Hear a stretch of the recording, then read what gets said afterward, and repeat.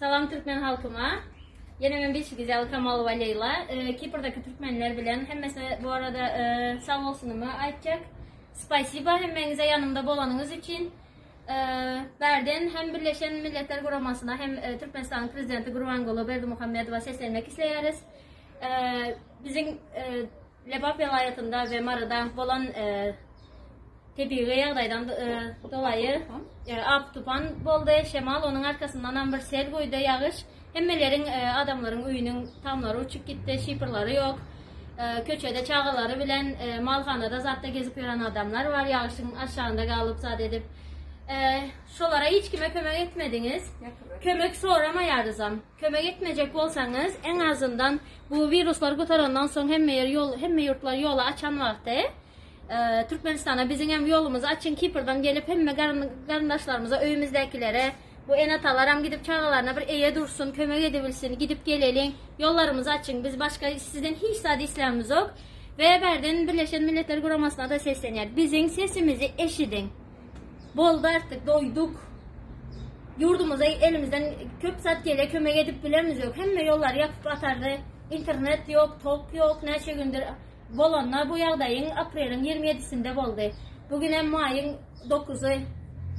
11'e. Sondan beri hiç bir kömek edilen yok. Toksuz adamlar oturup kömek edin. Bolmaz ay. Kömek etmeseniz hem bizim yolumuz açın biz özümüz gelip kardeşlerimize eye duralım.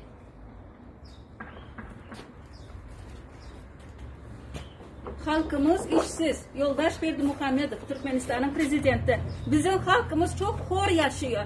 Verdik aylığın, verdik pulun, manadın, 50 dolar bile olmaydı. 50 dolar bile senin çağaların, senin aktıkların yaşa bile mi? Senin öyünde pataloğun uçtu mu? Şifirin uçtu mu? Aytmana. Benim öyünde patologdan su öt oturttu. Bilesmi şunu? Benim beçelerim dışarıda kaldı. Hemşehrilerimiz de karındaşlarımız ile yaşırttı. Sen ne işe oturtsan? Sen etme, pulan verme. Senin puluna gelemez diyelim. Ama senin için stroy materyalları kımmatlattık. 3 katına kımmatladı. Üstünde dik dur. İndi olsa kımmatladı de bir zatla diyecek olsa sen kımmatlamayın ki sonra önüne duracaktın. Git halkımıza kömek et, çağlarımıza elini uzat. Olmasa git prezidentlikten biz adam başka birini koyalım. Kim başarsa şu koysun. Milletin prezidentleri çıkıp açıklama yapardı ama sen açıklama yapmadın. Milletin önüne çıkıp açıklama yapmadığın için demek sen prezident de değilsin. Sen prezident olsan halkına iyi çıkardın. Prezidentlikten alacağını alan olsan, tohumunu doyduran olsan, pajausta git Türkmenistan'dan biz kendimiz başka birini seçelim. O kadar. Türkmenler hemmemiz ağzı bir bolalım. Hemmemiz çıkalım. Türkmen hakkı var. Biz hak hukukumuzu özümüz hem mezada çıkış etmene, protesto etmene hem mezada hakkımız var. Hiç kim korkmasın. Yine biz çıktık. Bize hiç sabah olan yok. Sizden korkmayın. Biz yurdumuzdan kaçmadan istemeyeriz. Vatandaşlığımızdan da vazgeçmeyeriz. Eğer menden naprimer rahatsız olan varsa o gitsin. Men Türkmenin halkı, Türkmenistan'ın rayatı şeyleden kalacak ölene şenli. Hatta vatanımızdan vazgeçmiyoruz.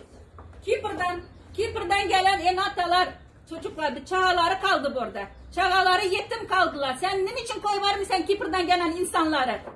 Ne hak bilen? Kipr diyen devlet yokmuşum. Biz 7, 8, 10 yıldır burada çalışıyoruz. İşlimiz. Ne için sen Kipr diyen devlet yok olsa biz nereden yürütmez? Geldi senin yeğenlerin 5 milyon, 50 milyon dolarla pul yedirdiler.